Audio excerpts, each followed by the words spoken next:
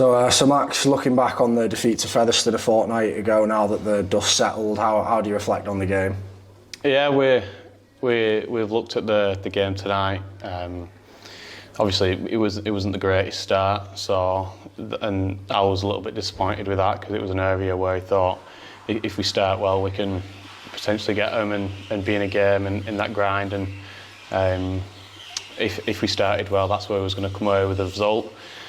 Didn't happen, but I feel after about 20 minutes, 25 minutes, we kind of got our foot in the door, settled into the game, and we ended up pulling it back 16-all, which is ideal, and then we're in a game then for 40 minutes. And then just a couple of decisions and errors didn't really go our way, and Fev score a few tries at the back end of the game that kind of makes it look a little bit more of a blowout than kind of what the game actually was, but it's just the way it goes. They're a fit side, and it was a warm day. If you don't respect the ball, it's going to happen. Yeah.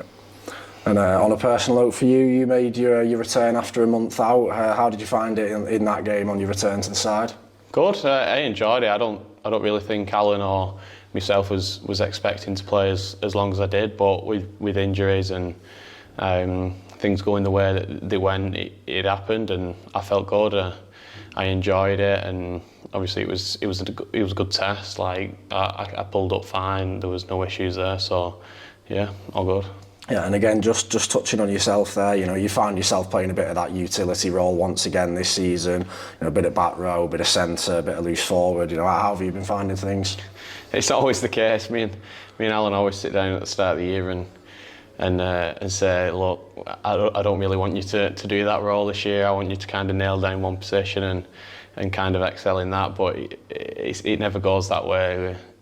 When people get injured and lads move around, he's got to do what's right for the team at the end of the day. And I've always said that since the start of the year. If it happens and it's needed, I'll put my hand up and play anywhere.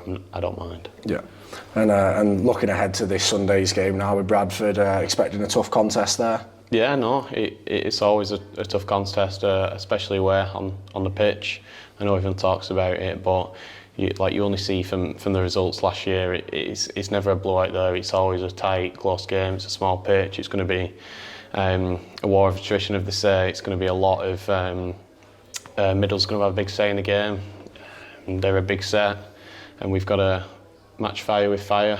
So yeah, should be an interesting game. Yeah, and we've seen this team raise its levels before. You seem to really relish the challenge of playing teams like Bradford. Obviously, last season won 3 games from 3 again. So you're hoping for something similar this time around. Yeah, the big games are. It sounds bad, but they're easier games to get yourself up for. It's a big game on a big stage. It's a big stadium. There's hopefully going to be a lot of fans come down and watch it. And as a player, they're the games you want to play in. So it does bring the best out of you.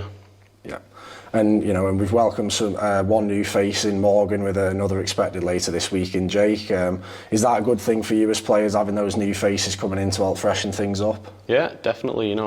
We've been low on bodies recently, so the team's kind of picked itself. So I'm not saying that drops standards in training or away from training, but it definitely helps freshen the team up. It helps you stay on your toes at training. Everyone's pushing that extra 1% because your selections, you're up for selection there. You're competing against each other, and you've got to do what you can to stay in that team.